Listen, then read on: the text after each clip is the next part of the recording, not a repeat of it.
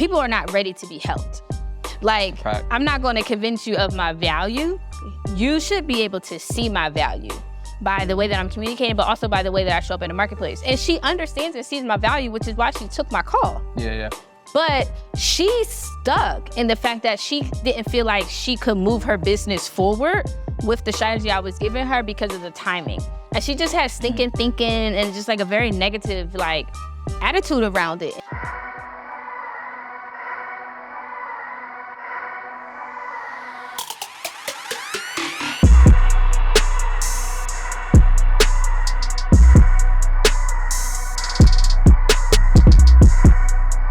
What's up, y'all? Welcome to another episode of the On the Pursuit podcast. I'm still in Florida, which is amazing, but right now specifically, I'm in Miami, and I'm in a special part of Miami because it's up and coming, right? Like the area is being revitalized. I'm in a resort right now, y'all. I'm in a full resort, and I'm joined by this exceptional entrepreneur, brand strategist, businesswoman, podcaster, Miss Danielle Jeter. Thank you for having me. What's up, Brendan? Welcome. Welcome to the podcast. Welcome to Overtown. So let's talk about how we got here. Let's give them some real information. So I want you to obviously have an opportunity to introduce yourself, let them know all about the amazing things that you have going on. But I like to keep it real on the podcast. You know, we talk to 6, 7, 8-figure earners. You know, we like to learn about, you know, their strategies, what's working, what's not working, what allowed them to be successful. And I definitely want to talk to you about that. But I want to keep it real because I want people that are watching and listening to the podcast to understand real life and real business, right? Well, we can get real. So let's talk about how we even got here, right? So we got here actually on a podcast. You have been on my previous podcast. Yes. The virtual, Yep. right? Imperfect Action Show, Yep. which you guys know is a YouTube-only show. And we had conversations prior, and we were talking about potentially having you on the in-person, the one that we're on right now, right? So we had a conversation, and things on my internal side changed. And I don't always do free pods anymore, right? Now we charge for the podcast, right? Which is something that you guys should definitely work towards. And it's really not the only way that you can make money with your podcast, but it is a way. So we had a conversation, right? Yep. About me coming to Miami. I'm here, and then you said, Oh, we can schedule that podcast. right? And then I updated her on some changes internally, which there was a ticket to charge to it, right? So I just shared the ticket with you. You sure did. And then you said, Oh, but I thought you actually invited me on to your podcast. I Right. didn't understand that there was a fee. so I'm sharing that with you guys because there's two things going on right here. Number one, I think it's important that if things change in your business to communicate the change, right? Don't feel like you shouldn't for whatever reason. And then ultimately on her end, you know, there was some communication, so she wanted to hold steadfast to the communication, which is nothing wrong with that, right? Which, you know, and sometimes I feel like, right? And sometimes I feel like people will be passive aggressive, or they'll just ignore something or be dismissive, right? But, you know, you and I worked it out, right? So my responses to you, were they okay? Yeah. Okay. So Because I never want to offend or anything of that sort. But we were actually having a conversation. Well, my response is offensive. No. Okay. No, I feel like we just had the conversation. Yeah. It was just like, And I feel Okay. like sometimes in business, especially when you're communicating like we were texting. electronically, Yeah. like text message and even email. Yep. Emotions or intent can be misconstrued. You can receive something and assume this is what someone means, and in fact, they may not mean that. They might even be just communicating. You Right. just received it like. And honestly, you know, I've grown in that area over my life, and being an entrepreneur, which is why I even asked you, how were my responses? Yeah. You know, and I mean, I've grown, okay? Well, that's good to know. I'm happy I'm meeting the grown version of you. You sure are. So quick little extra. The reason why I'm even sharing that with you guys is because sometimes when you are negotiating a deal or an agreement, or even just getting someone on the podcast, there may be some small little nuances, but you want to make sure that the guest is happy, you're happy, and if it's going to be a monetary exchange or a value-to-value, power-to-power exchange, that the guest receives what they want, you receive what you want, and there's never any mal or miscontent Right. for doing the production, right? For delivering the value. Yeah. Which is why I wanted to kind of start there. Yeah. Right. And I also want to point out that like you have different audiences and you have different relationships, and I think it's a good idea to understand which bucket each person falls under. Yeah. Yes. And I think the reason that I'm sitting here today is because there's a lot more value that I bring to the table, and the fact that we are also building out a relationship, right? So there's a lot more to leverage here that, will bring extended value to your business and to the podcast that's happening. So there's people who is like, yo, I see a long-term opportunity to build with this person and for us to be able to go after opportunities or even make money together in the long term. So I think when you have certain people that come across, it's just like, you know what? I think I want to keep that person close by. Let's just keep building. Yeah. And I think it's important to have conversations and have discord because, again, you may feel that way.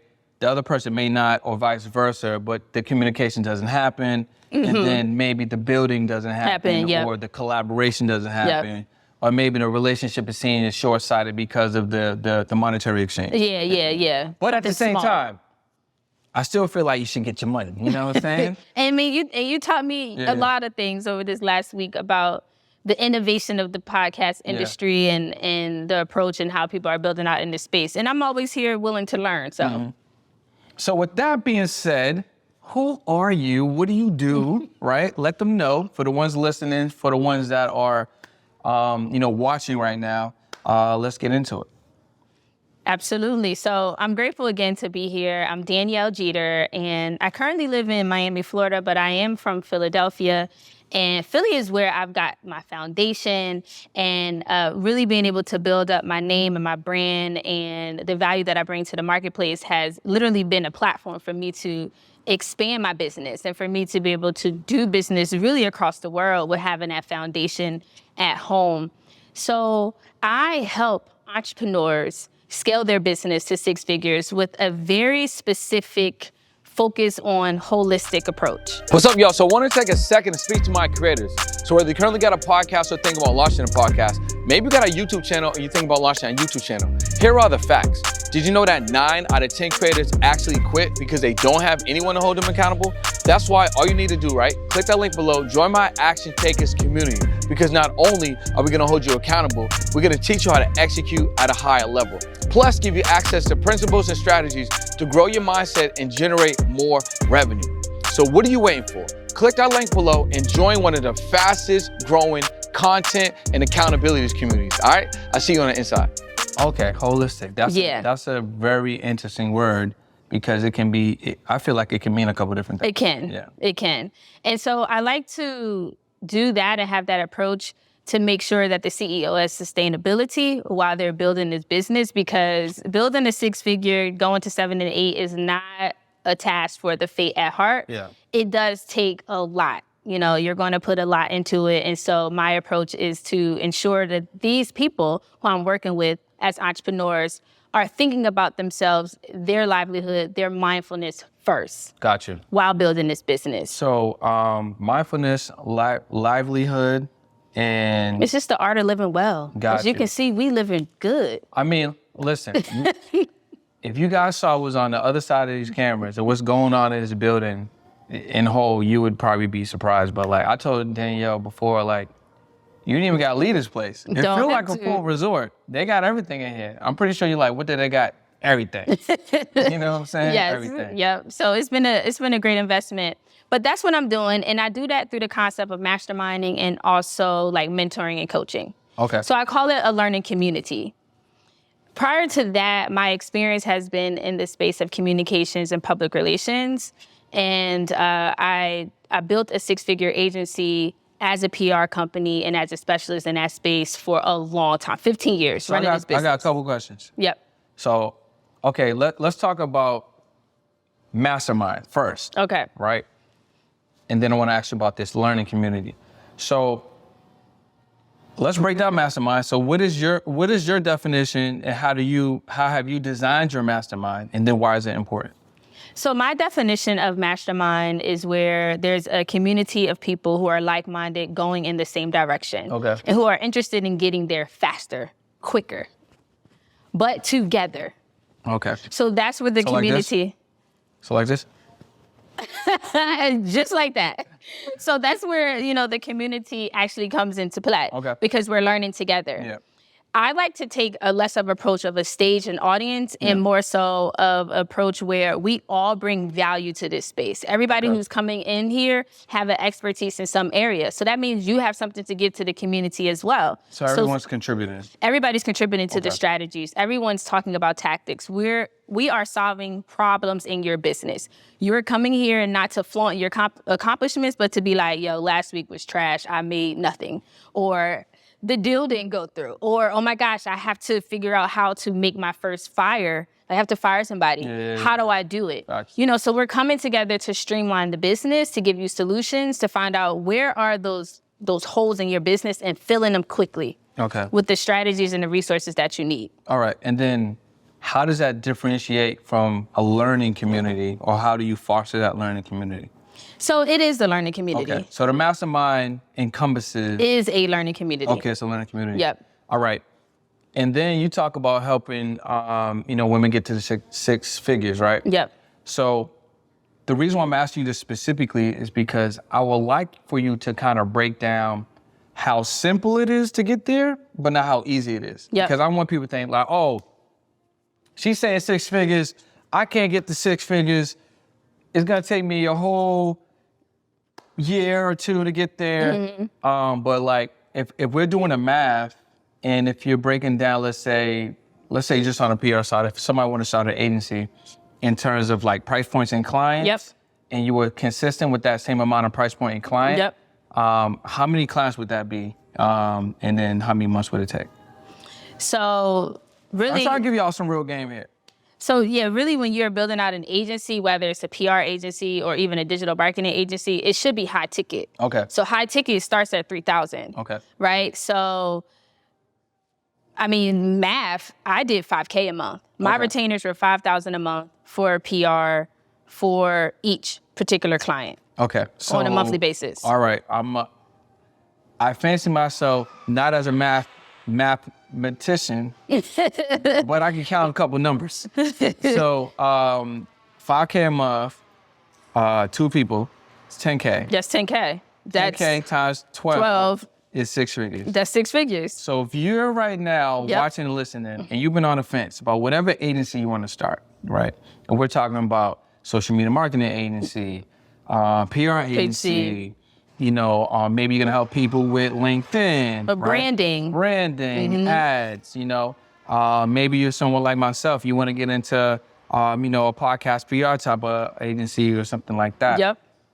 If you have an offer that is $5,000, At least $5,000. you get 2 clients a month. So let's say 24 clients. Yep. And that means that they're going to be on a retainer For 6, 8 yes, months, yep. 12 months. You can want to have- keep them for long term. You can have a 6-figure business literally with 24 people. Yep. Now, some of you guys that are watching this, listening to this, might be like, $5,000 sounds crazy. I can't even get myself to offer $5,000. I'm afraid they're not going to buy from me. If we simplify that, you mentioned $3,000, right? Yeah, I wouldn't go lower than 3. Okay, so $3,000. So $3,000 a month, 4 clients is 12. Yep. And 12 times 12 is 20. 144? It's 24. You will get clients. Yeah. But it's 144,000. Oh, yes. A numbers is numbers. So whether it's $3,000, 4 clients a month, $5,000, 2 clients a month, you got a 6-figure agency. Right there. Between 2 or 4 clients. I love the agency approach. So who out there can't get 2 to 4 clients? Yeah. So let's talk about your time in PR, marketing. Want to talk about your transition. I don't know is it out there yet? Yeah, we can do it. We can All do right. it. Yep. So we're gonna talk about how your business is evolving. And I'm doing it first here. This is an exclusive. Oh. This is an exclusive. Yes. PR pursuit exclusive. So, okay. So you got into the agency. How fast did it take you to get maybe your first 2 to 4 clients? And then where were some of the hurdles, and were you afraid to kind of like pitch your first client or cold call? Or was cold DM? What was that like? So I will say that my first client was amazing, and we are still in communication today. I actually just called him yesterday with another offer. Oh, okay. It's an agency life. You want to retain clients and have ascension. Yeah. So I will say that honestly, when I first started with my first client, we were not high ticket and we didn't know. Okay. So what is not high ticket? Where were you at? Anything less than $2,000. And what were you offering? I think we offered him like $850, like For a the month. Yeah, Oh, what was I doing? I was over delivering. I was like 22. I mean, I was good money back then. $1,000 a client, right? You like, just one client, $12,000. Yep, I was living at home still. So, yeah. So I will say that that's kind of like where we started. Okay. And I kind of got into PR by accident.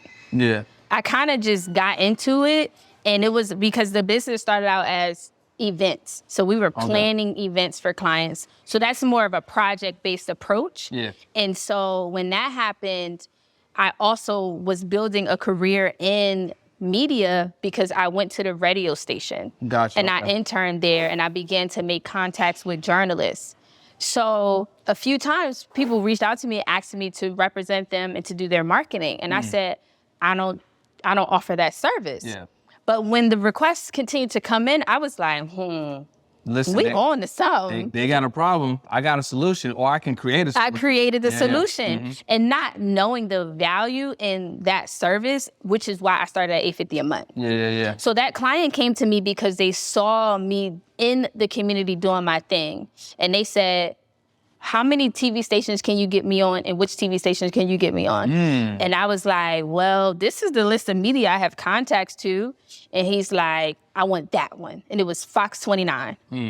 And I got him on Fox. It took me 2 months to get him on Fox. And then he signed his contract. He was like, all right, So as soon as you got him on Fox, then the Fox money was in your pocket.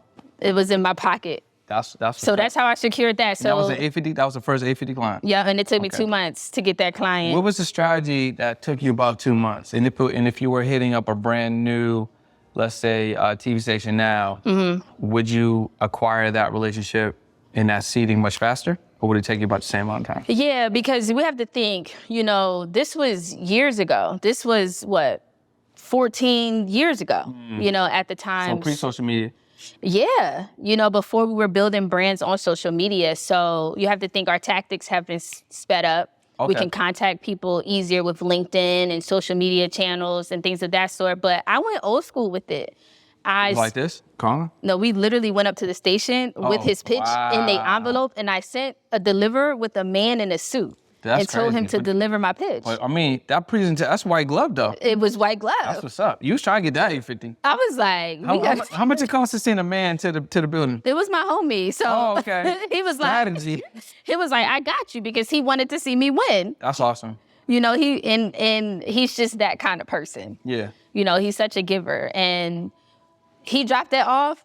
20 minutes later, I got the call. Can your client be here tomorrow? I said, say less. We in there. And we got on TV the next morning. That's crazy. That's an amazing story. I like a lot of the stuff you did there because you thought out the box, right? You had a friend that wanted to see you win, so they were down for the cause. You put a really good deliverable together. You got the result, signed the client, got the money, started the business. Yep. Yeah, that's the first one. Damn, and then you evolved from that. So I've evolved, yeah. So when it comes to pricing, as you evolved your pricing, did you have any hurdles when it came to start asking for more money? I think my hurdles were more internal and mental. Okay. Like, I felt like I had to do more in order to justify a price cost. Yeah. And I also thought that I could only change my prices once a year. But that's false. Yeah. That's not. You change your prices whenever once you a need day. to. You know. Hours. So you 8,000, you 10,000. So literally, it took us years. I mean, years, y'all, to get to 6 figures, because I'm thinking I can't switch my price to the end of the year. God. So imagine me going through the year waiting. All right, next year I'm gonna inch it up a little bit. But this is me being 22, 23 years old, navigating this space from the bottom. And did you have a mentor back then? I did, but not in my industry. Okay. In the PR, in the media industry, not media, I would say the PR industry at that point was very much what they call them? Gatekeepers. Okay, yeah. They weren't mentoring young people coming into it. They wasn't trying to help you. It would be very surface level information. Gotcha. You know, and so I began to change the narrative and the approach around that. And I started a company called Women in Media Global. And I'm like, nah, we're going to give away the game. We're going to give out the resources. We're going to share the contacts, because how are we going to usher in another generation of practitioners if we can't help? No, facts. So you were doing the game and giving the game. It was difficult. Yeah. I mean, shout outs to all the entrepreneurs who are starting businesses now, because the access to resources and information is crazy. It sure is. It was not like this back in the day. It can be a little overwhelming for some people. But at least it's there. At least you can go on Instagram, go on Google and find it. But when we was starting up I started my business in 2009, 2010, the landscape looked totally different. So what is like the highest amount you made in a month, like through the services? Like, So we've like really given out the game. Yeah, like I want them to know. Like, so I would say, like maybe the first time you hit like a crazy number. We hit like 26K. That's crazy. A 26K month. And I mean, really, that was with probably 3 clients. That's nuts. So 3 clients at 26K. So that's just under like 9,000 a client. Yep. So 3 clients, 27,000. Yep. Some people don't even make 27,000 in a year. Yep. And then I think the poverty level in the United States of America is like 40,000 or something. So 3 clients, you're pretty much right there. Yep. That's crazy. Yep. Was that one of the highest months? Yeah. That's nuts. And the crazy thing is, you always say it, you can make a lot of money in a short amount of time. Oh, for sure. And this client, one of those 3 clients was a one-off. We just did an event for them. And he just dropped the whole bag for me to do an event in a month. What I want you guys to understand is that sometimes, you know, it's like Danielle said it's really just within you. When you're like, oh, you have these limiting beliefs. When there's someone out there right now that will pay for everything that you will bring to the marketplace, all the services and the solutions, and they'll gladly pay for it, because you basically solve a bottleneck or a problem that's been in a thorn in their side, or like, you know, just preventing business to go to the next level, or maybe just tying up their time. Yeah. So they'll gladly pay you that 5K invoice, that 10K invoice, that 20 to release their pain. To release their pain. Yep. And they can just focus on something else. Yep. And it's just a matter of, I think sometimes it's like people are playing in the same sandbox. You don't realize it's like another sandbox with people that just got way more money. Like coming to Miami from Philadelphia. So you ever go to like a casino? Mm-hmm. You play like I have gamble? before. All right, so let's say we're playing blackjack. We're at a table, it's a $25 head minimum. Okay. There's a table next to us, $100 minimum. Maybe like a couple tables away, there's a room with a 5K minimum. Mm-hmm. We're all playing blackjack. The only difference is the people that are associated at each table. So the people that are at the 5K hand, they're just like the people at the $25 table, the 50 or the people at the $50 table. Because that 5K to them is the $25 or the $50. Their belief level is different. So all you have to do is start communicating with other people or potential clients, right? Or prospects that are in that pool that can decide quick and pay you quick. Yeah. And you start multiplying money faster. And you know, all that is so real, and it's one of the reasons that inspired me to start this mastermind community, because I just felt pain seeing the entrepreneurs stay in that same sandbox. Yeah. Mm-hmm. You know, I was in that sandbox in real estate. I ain't gonna hold you. I was sandboxing it up. Yeah. Like I literally had a conversation with someone yesterday, and you also have to know when people are not ready to be helped. Like, I'm not going to convince you of my value. You should be able to see my value by the way that I'm communicating, but also by the way that I show up in the marketplace. And she understands and sees my value, which is why she took my call. Yeah. But she's stuck in the fact that she didn't feel like she could move her business forward with the strategy I was giving her because of the timing. And she just had stinking thinking and just like a very negative like attitude around it. And honestly, like me removing myself out of my environment in Philadelphia, which is a city that I love, that has helped me be who I am, and place myself in this environment, that mindset there is toxic. Fact. Like, we can't even have the same kind of conversations. It's true. Because they can't see it, that it's a toxic thinking environment. So you said something on my live earlier today somebody had made a comment about like my hometown Boston and like I'm only gonna be in Boston for a day. Yeah. And I think you made a comment to the effect of like you have to leave where you're from for them to believe you or for them to see you. Yeah, for you to get the respect that you deserve. What did you say exactly? Do you remember how you? Yeah, I said that a prophet has to leave his hometown in order to receive the respect due his name. So what did you mean by that for those that are watching and listening? Because somebody was like, well, what did Boston do to you? Why are you only coming for a minute? And I know you're from Boston, so that's why I said that. And I mean, honestly, that means that sometimes you don't get the respect or they don't see your value because they know you as a previous version of who you were. Fact. So they might keep you in this box or keep you at this level because they saw you when you was that young bull wilding out. They saw you when you graduated from college and you was working at the 7-Eleven. They saw you as the assistant to the CEO, but now you are the owner.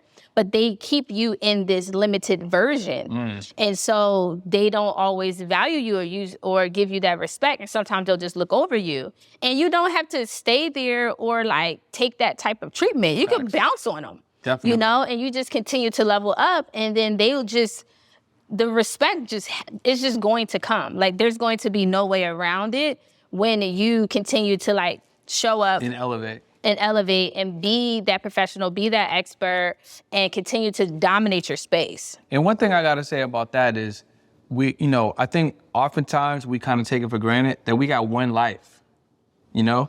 Yep. And there's nothing wrong with being in your hometown, but there's one life, there's all these different countries and continents places and cities, right, that you could live in. We don't have to live in the same place, guys. Like, it's okay to move somewhere for a year or two. And you may be someone that's like, I need to be in close proximity to my family, and there's nothing wrong with that. Maybe you just go to a city that might be 2-3 hours away or a state that might be 4 hours away. Get another experience, at least do that and come back.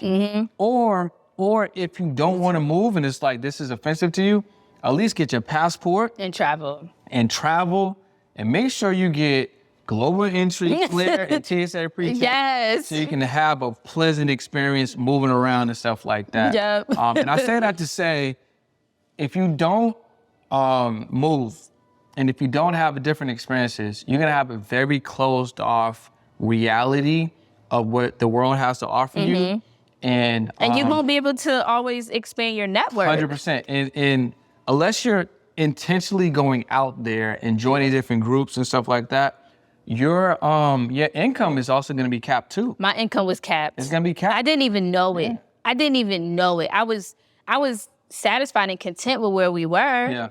But we were just scratching the surface, literally. And I didn't know until I left that environment. I didn't even know that I needed to leave. God up and moved me. This was not planned. But I then began to position myself in different rooms. And guess what? Those rooms, I paid a premium price to get into them. Talk your shit. Premium price. Like, one day I went to a Grant Cardone event here in Miami, had no clue that it was going to be a cost associated with it because I thought that I was going to be able to go to the door, name drop, and get in. Well, newsflash, you ain't in Philly, you in Miami, and that's just not how it goes. That ain't how it's going. So they were just like, well, yeah, I mean, we could offer you, like, we can make a different offer, but you're going to have to pay to get in. Facts. I swear I dropped like $5,000 at the door. Let's talk about that. At the door. Right, let's talk about this. Like unintended, not planned. I was like, all right, let me take a moment. I'll be right back. So I went and I sat down and I said, Spirit, I just started speaking. And then this lady came up to me and she felt like an angel. And she was like, do it. She was like a Grant Cardone face. She's like, this will be the best investment. You should just do it. Don't think about it. Just do it. And I was just like, fuck it, YOLO. Let's run it. Run the play. Like, all right, let's see how this goes. And I ain't missed the money. I didn't miss the money. Like, it just turned up. So let's talk about that $5,000, right? So this is the biggest amount of money at that time that you put down to get access to somewhere. Is that correct? At the door. Okay, so all right, so let's kind of dial it back. At the door. So let's dial it back. So you went to this networking event. You knew it was going to be a Grant Cardone event. You thought that you better flex your muscle, name drop. Get in. You know what I'm saying? What's a couple moves? Right. Use your charm and charisma at the door to gain access, but you were pleasantly denied. Yep. And you were asked to make an investment in yourself. Yep. Not a payment, not an expense. and you were saying that you had to take a moment, process it, right? Check all the numbers. Like, Then an angel lady came through. She was rah, and telling you to do it and supported you. And then walk us through that like, how'd you feel at that point? so I just went up and I gave them, I probably turned my head and Close gave your them eyes? the flowers. And I feel great about it. Okay. I feel like it was an awesome opportunity. Yeah. It was a great room to be in. It was so much brand new information. Yeah. I needed that information. So it felt like $5,000 worth of information, of networking opportunities, of stretching my mind and exposure. So yes, it was a great investment. So, okay. So a lot of people would probably be like, $5,000 to get access to a room. $5,000 is a lot of money. I don't know where I would get $5,000. This is my last $5,000. I don't know if I would spend it on that. But what came out of you being in a room of other people that at least paid $5,000? Because I'm pretty sure there was some other offers in there that may have been more expensive. Yeah, I couldn't make no more commitments after that. So what did I feel like being in a room of other people that invested at least $5,000? And then what opportunities came for you actually being in that room, maybe, in a real time, and then what happened after? Well, I would say that even though I invested at that level, and it might sound like a lot to our listening audience, but I was in the back of the room. Yeah. So there were people who invested at a much higher level and were at the front of the room. And so that part didn't feel good, because I was taught to always be in the front, to sit at the front. Come harder. Yeah. So, and then Grant was like, oh, y'all back there, make sure that y'all invest better and come up here. Yeah. And that's how they section on the emotional strain. She's like, I'm paying $15 next time. Yeah. Get that. And I think that's a really good strategy on both ends. I agree. So that was that. But I do have a relationship with his wife, Elena Cardone. Did you make any money directly in the room when you got in the room? So, and the reason why I asked is because I had a similar kind of experience the first time I paid a higher check to get in the room. So you in that room, did you make your $5,000 back from networking in the room? Did that money come out after? Like when did you see a return on your investment? That's interesting. I actually made the money back a year later with somebody who remembered me and knew that I had access to yachts and exotic cars in Miami. Okay. This is a guy this is not a guy that I talked to. I never even had a meeting with him. He sent somebody to my DMs and I closed them. At a $5,000 ticket? Yeah, it was pretty up there. Okay. Yeah, it was pretty up there. Nice. They paid, they paid. Yeah, yep. Because I planned an event for them. Wow. And they came from out of town. They came from like Arizona. They didn't know much about the market. So I pretty much set up like a concierge service where I hosted them, they did a huge yacht. They did one of the yachts that hold like 40 people. Okay. So yeah, and that was a year later. Like tangible. Yep. Got you. Yep, so I did get a client out of it. And the information that you learned from that room opened your mindset and enabled you to make that money over again. That room is crazy. That Grant Cardone energy tribe, they different. I like them. I like them. We gotta get you on a podcast. Elena, gotta get you on a podcast. Jared, gotta get you on a podcast. 10x. Let's go. They're different. Yeah. Yeah, and then you do actually get a tangible book. Yeah. Like Grant gives you 2 books. He has a real estate book and he has like a marketing and sales book. It is huge. It's like a Bible. It's like a Bible. Yeah. And it's a workbook. I have it. I have both of them. Yeah. All right, word. I'm about to get some work for the airplane, y'all. Let's go. I think I have 2 of them. I don't know how I got 2 because I think I went to 2 events. So I got one for each event. But that's something I can keep and go through. Yeah. I can use it as my own. Facts. So yeah, definitely a lot of value. And I got free coaching out of it because I made friends with one of Grant Cardone's lead salesmen, and he coaches me. That's fire. That's invaluable.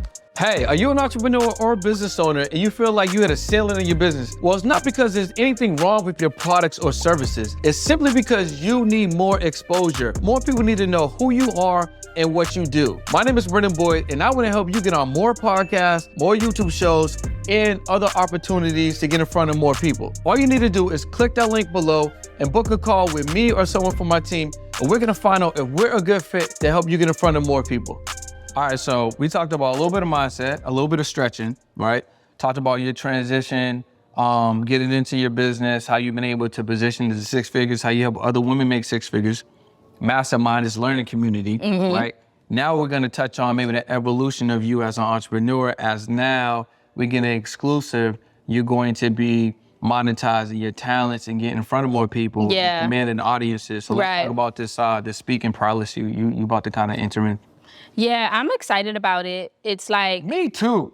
Me too. Thank about you. To be talking that spiciness from the stage. And you're gonna be joining the stage with me. One to many. Yeah, one to many. That's fire. So let's get into that. So talk about that, and then like what brought that out, what inspired it, and like what's the plans? It's like God gave me a preview of myself into the future, because I was being utilized as such back in my hometown. So I did a ton of speaking, universities, schools, different panel discussions, events. I mean, literally kind of like a little spokeswoman, like moving around town. And it was because I was positioned as a young professional and an advocate for young business owners and women. And so when they needed somebody, Jeter, they tapped me, they continued to tap me. And I continued to show up, and I continued to add value, and I continued to express my gratitude for those moments. So it was like I was getting my training ground, like I was on my training wheels, you know? And at that point, again, with this mindset, I didn't know I could get paid to speak, because that could have been another income stream if somebody put me on game. I'm saying you should have met me earlier. Right, I should have met you about 10 years earlier. But my mama put me on game, and she was just like, you are great. Like, yeah, I remember you told me that. Yeah. She's like, you've been speaking, you've been perfecting it, you sound really good. Like, you can charge to speak. You can get paid to speak. I said, people do that? And she's like, yeah. She started pointing out, look at this conference. TD Jakes does this conference. Look at this person, look at this person. I was just like, oh, I didn't see it. And she saw it. So now fast forward, you know, I took time from not necessarily, I would do them when the opportunities would come, but now I want to be more aggressive about seeking out opportunities and presenting myself, because I sat still and I scaled my PR company. And you know, when you're in that scale phase, you do have to focus, because you're building out your team, but also you're building out your systems at the same time. Yeah. So I sacrificed a lot of that platform to do this, you know, to do the scale. And now that I've seen, like, I can scale a business, I know how to scale an agency, I can do this, but I feel like I'll be better used at this stage of the game with 15 years in my belt as someone who is the subject matter expert, who is able to speak, who is able to teach and facilitate the knowledge, versus being the practitioner behind the brands doing the work. Yeah. And I can demand more when I'm using my brain and my strategy versus doing this. So let's talk about like how you plan to enter the space. Like, do you have an idea of the model that you're gonna follow? Is there a certain speaker that you kind of like the model that they use? Do you have a couple of other ideas of how you want to be positioned in the space? And then what different ways you feel like you can monetize? Well, you will be monetized. So I want to position myself as a expert at doing fireside chats. Okay, what is a fireside chat? A fireside chat. A fireside chat is this. It's a two-way conversation. Okay. You see Oprah doing it all the time. When she's interviewing, they're more like conversations. Okay. Where she's talking to Viola Davis or Michelle Obama, Okay. or, you know, all of the greats. So why is it called a fireside chat?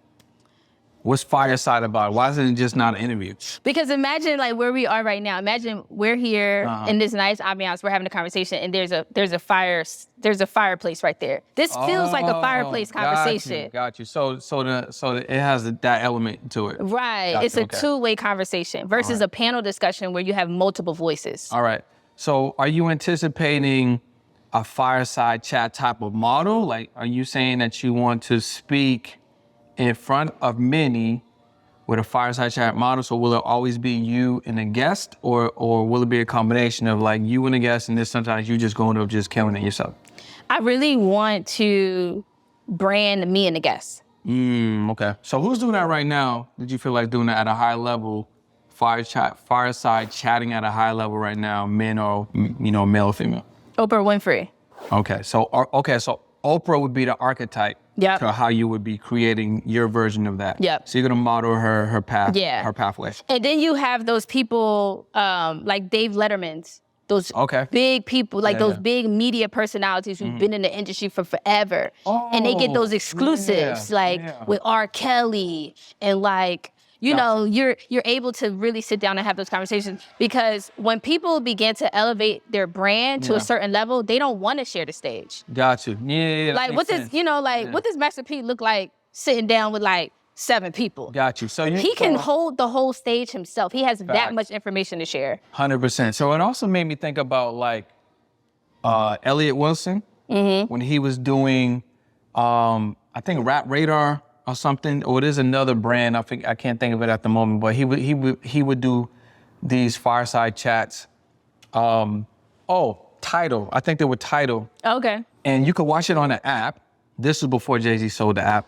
You could watch it on the app, and what he would do is he would have these exclusive interviews or fireside chats with the who's who celebrities, and sometimes it would be on Tidal, and he would invite a crowd to come, and then it would stream on the app, and then sometimes he would do it in a vehicle.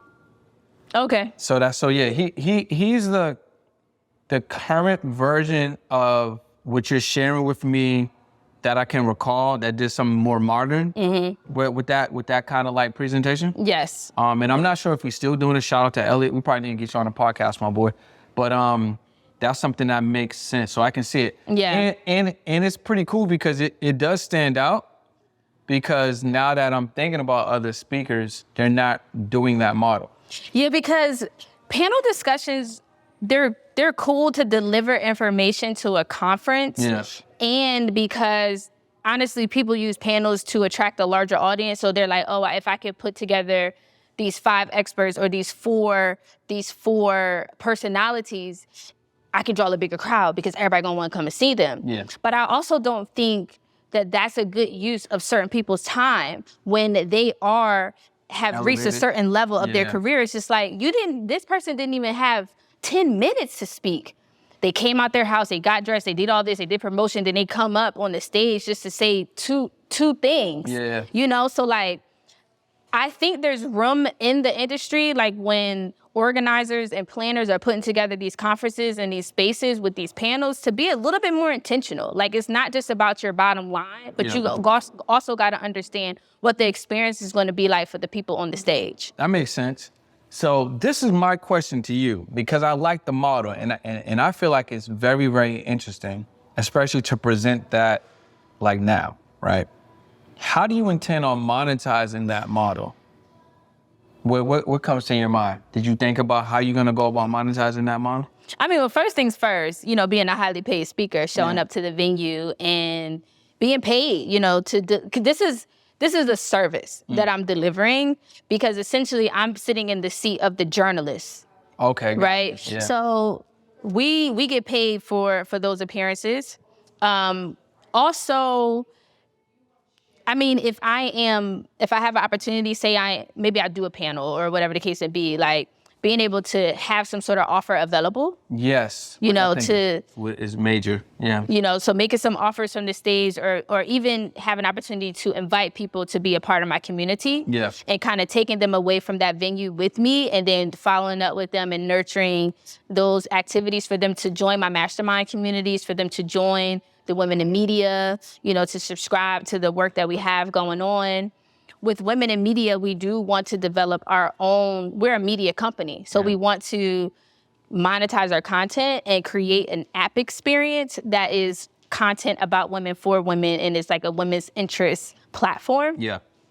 So being able to monetize my intellectual property with other digital products online, and being able to have those subscriptions and those products available online. But I'm open to ideas. Well, I was gonna say, let me not take away and not express the fact that you actually have your own mastermind events that you do 2 or 3 times a year. Yeah. Which a lot of speakers don't have. So you literally already have been doing these events. And now I think since you're kind of moving in that direction, it's now you can put more intention on it and more energy towards that. So let's talk about the Mastermind to Millions. Yeah, for sure. So our next one, I'm very excited because you're going to be there. I mean, I'm just supporting. I'm just collaborating. Just adding what I can add. You know. So August 17th through the 19th in Miami is where we'll have our 3-day experience. So it's going to be a mixture of learning, but also a mixture of Miami vibes. So I'm definitely bringing you Miami out. Vice vibes. The Vice vibes. I'm definitely bringing you out to the yachts. We gotta see if we can get a like an old school Ferrari Testarossa. Old school. Now, I haven't thought about an old school car. That'd Last be year we cool. did like just like a modern exotic car. Yeah. But I haven't thought about old school. That's kind of We cute. should get like Miami Vice vibes. Let's see if we can rent an old school Ferrari Testarossa for like content day. Yeah, content that day. would be super. Yeah. Like an old school. Well, Ferrari Testarossa is very Miami Vice, but we can also probably get like an old school Lambo Gallardo, Okay. because that's kind of like in the same. It's not. So you're gonna have to like text me these names. I think that'd be ill. and That'd be ill. so then I can know what I need to go search for. Yeah. Because I got the plug to the new exotic cars, Yeah. but now I'm like, where can I find the Let's old find some school? old school joint. The old school joints. That'd be dope. Okay, so Mastermind Millions, August 17th Through the to the 19th, yep. 19th. What's going down at your mastermind? So this whole experience is for us to come from all over the country, no matter where you are, to have an intimate in-person experience for us to work on your business, to empower your mindset. We're going to talk about branding. We're going to talk about marketing. And we're also going to help you with sales and systems as well. Okay, cool. So with the 3 days, we're going to have connection day, a day for us to do deal flow and exchange. We're going to have learning day, which is where we'll do the podcast stages, the workshops, the speakers, the presentations, the hands-on learning experience. And our members actually get a chance to be on a podcast during the weekend. They actually pretty record dope. content as well. So that is day 2.